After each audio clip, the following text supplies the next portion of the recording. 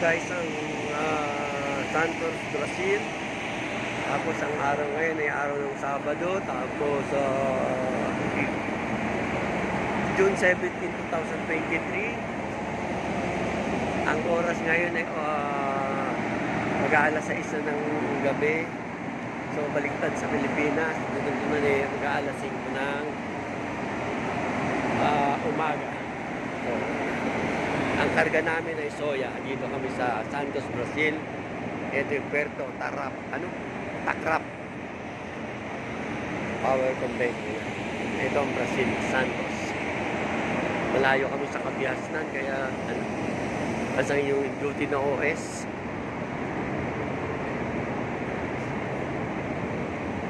Ito yung gangway. Kagaya sa gangway to. Ito kasi ang barko ko ngayon ay bulk Panamax security station. Ayan si Jetro ang duty ngayon. Ito ngayon yung security station. Bantay-bantay siya. So medyo malamig ang panahon ngayon. So ito ang Brazil, Santos, Puerto ng bulk.